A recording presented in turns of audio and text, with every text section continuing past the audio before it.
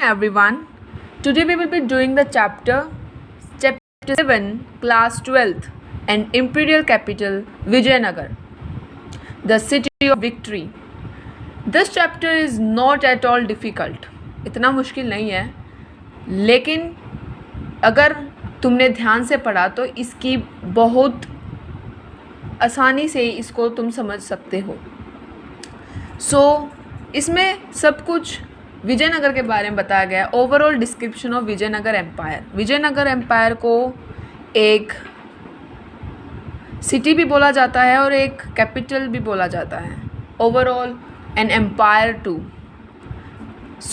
ये कौन सा पीरियड था जब इंपीरियल कैपिटल सिटी विजयनगर बनी, मतलब विजयनगर कब एक इंपीरियल शहर हुआ. From 14th to 16th century में विजयनगर एम्पायर की फाउंडेशन हुई थी. We all know what is the meaning of imperial. शाही, the royal capital Vijayanagar.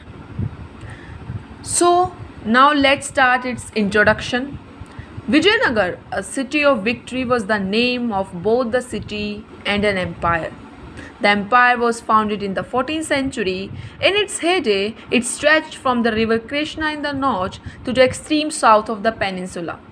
In 1565, the city was sacked and subsequently deserted, although it fell to ruin in the 17th-18th centuries and lived on the memories of people living in the Krishna Tungabhadra Daub.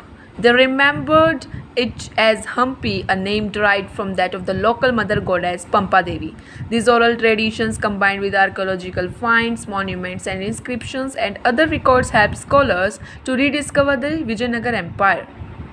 Overall इस paragraph में तुम्हें introduction बताया गया है Vijayanagar empire का, कि वो क्या था, उसका जियोग्राफिकल लोकेशन बताया गया है और उसका सोर्स बताया गया कि सोर्सेज क्या थे कि हमें विजयनगर एम्पायर का पता चला है कि ये भी कोई शहर एग्जिस्ट करता था. Vijayanagar also known as city of victory, मतलब वो शहर जहाँ जीत हुई. मतलब यहाँ पे कुछ ना कुछ तो ऐसा था, लड़ाई हुई थी जिसके कारण इसको as a city of victory माना जाता है. It was name of both a city and an empire. इसको सिटी बोला जाता है, एम्पायर भी बोला जाता है. इसकी फाउंडेशन 14th सेंचुरी में हुई थी, जैसा कि ऊपर बड़े बड़े ब्लैक लेटर्स में लिख भी रखा है 14th to 16th सेंचुरी. इसकी फाउंडेशन 14th सेंचुरी में हुई थी. Presently stretched from the river. इसकी geographical location, it is stretched from the river Krishna in the north side में. रिवर कृष्णा से लेकर साउथ ऑफ द पेनिनसुला तक ये इतना बड़ा है, मतलब नॉर्थ से साउथ तक स्ट्रेच हो रखा है. 1565 में city was sacked and subsequently deserted. धीरे धीरे ये सिटी डेजर्टेड होती गई. Although it fell ruin in the 7th-8th centuries. Although मतलब ये 17th-18th सेंचुरी में रूइन भी हो गई थी due to the lived in the memories of people living in Hampi in the Krishna Tungabhadra दाब.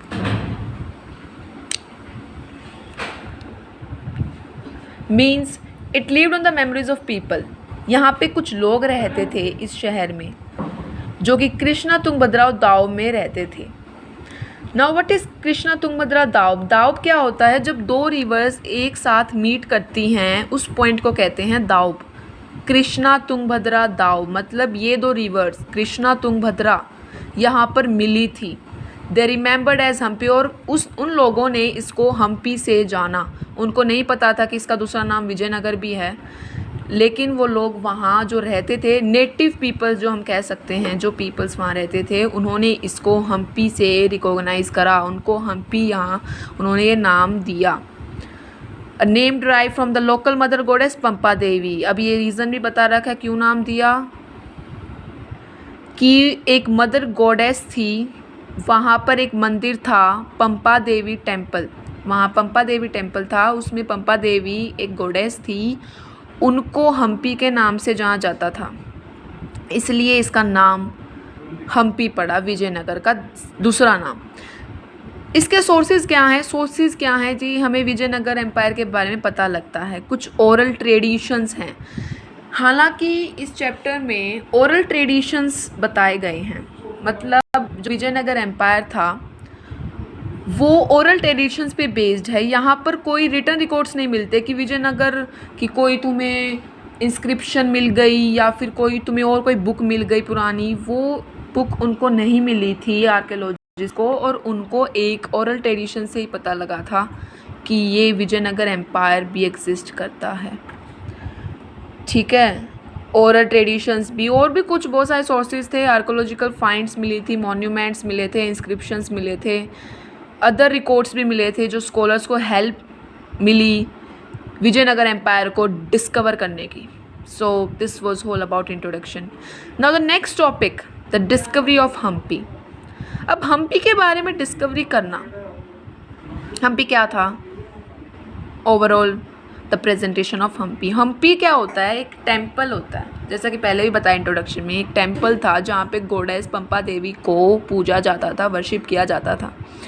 The ruins at Hampi were brought to light in 1800 and an engineer and antiquarian named Colonel Colin Mackenzie, मतलब जो remains मिले थे हम्पी में, उनको light में कौन लेके आया, एक इंजीनियर, प्रोफेशनली इंजीनियर था वो, कर्नल कोलिन मैकेंजी। इसको कई नामों से जाना जाता है इस पर्सन को, एंटिक्वेरियन भी बोला जाता है, इंजीनियर भी, and also Colonel Mackenzie, professionally engineer, and he was Colonel Colin Mackenzie, also an antiquarian. अब एंटिक्वेरियन क्या होता है, हालांकि तुम्हें ये पिछली क्लासेस में पढ़ा भी है एंटिक्वेरियन, बट हो सकता है कि तुम इसको याद नहीं हो अभी। इसका मतलब होता है जब आप एंटीपीसीज की स्टडी करते हैं उसको एंटिक्वेरियन बोला जाता है ना। सो ये एक एंटिक्वेरियन भी थे, इंजीनियर भी थे, और एक कर्नल भी थे।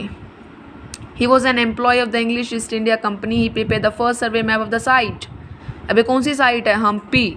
इस साइट को उन्होंने, इस साइट पर बेस्ड एक मैप निकाला था। He prepared the first survey map. Much of the initial information he received was based on the memories of priest of the Virupaksh temple and the shrine of Pampa Devi.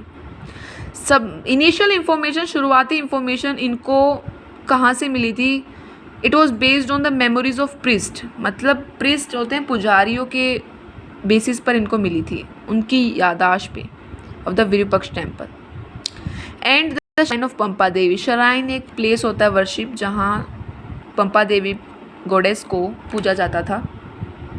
Subsequently, from 1856, photographers began to record the monuments which enabled scholars to study them.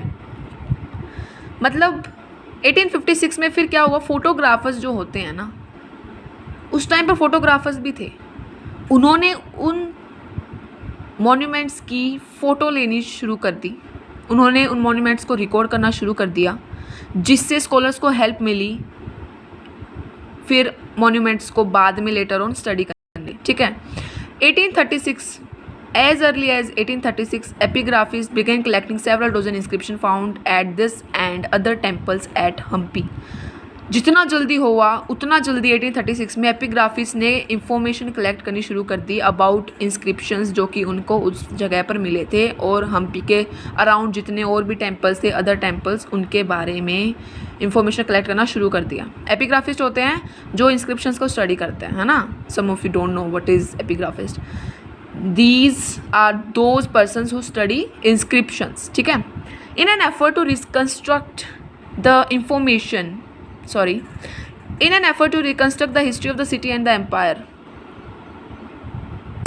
Effort डाला, history निकालने की कोशिश करी इस empire की, also known as city की।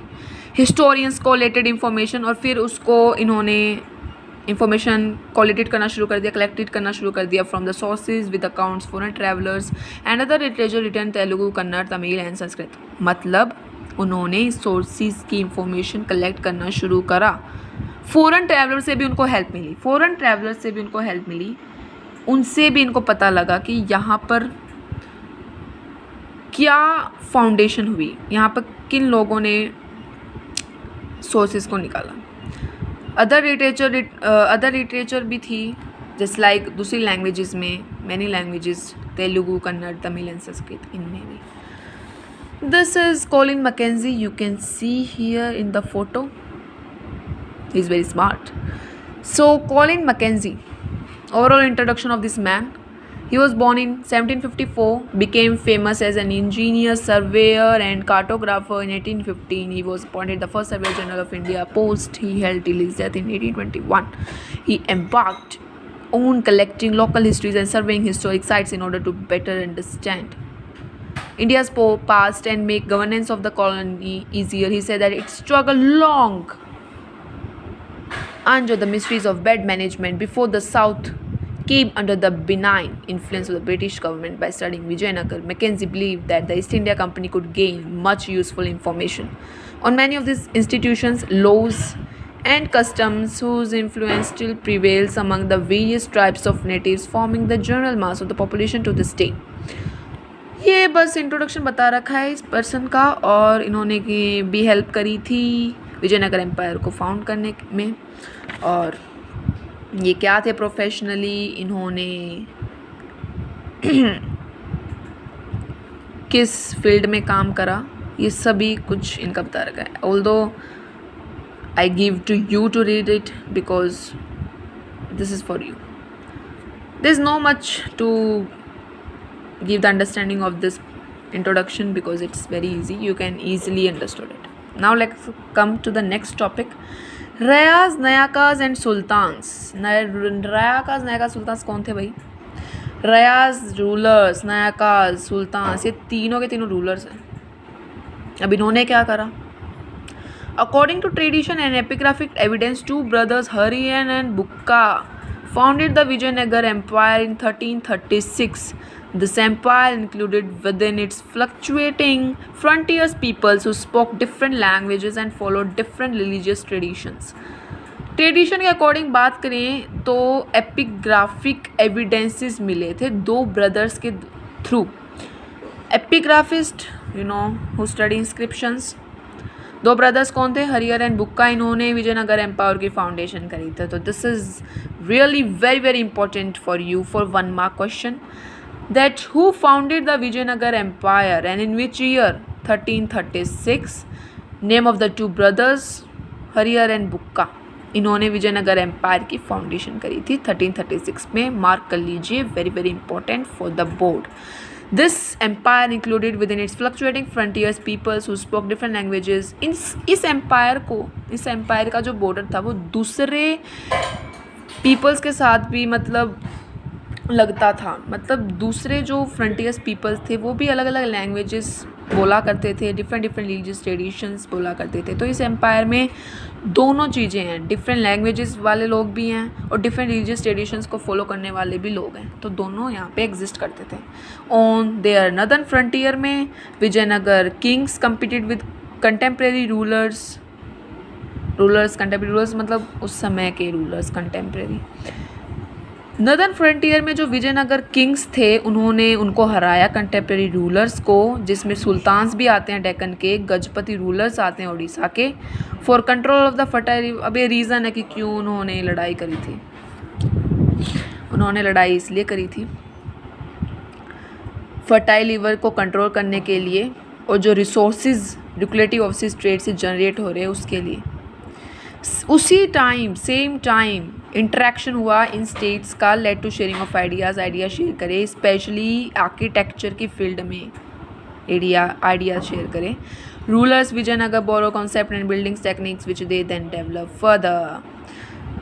विजयनगर के rulers थे जिन्होंने कॉन्सेप्ट्स को लिया और टेक्निक्स बनाई जिससे वो डेवलप फर्दर कर सकते हैं। सो इतना मुश्किल नहीं था। कर्नाटका साम्राज्यमु क्या होता है? While historians use the term Vijayanagar empire contemporary describe as Karnataka साम्राज्य। जब हिस्टोरियंस ने इस टर्म को यूज़ करा ना विजयनगर एम्पायर को, तो जो कंटेम्प्रेरीज थे पहले के लोग उन्होंने इसको कर्नाटका साम्राज्य के नाम से जाना जाते थे। So overall it's completed, and for further doubts you can comment in the comment section. Next part we will cover in the next video. Thank you all of you.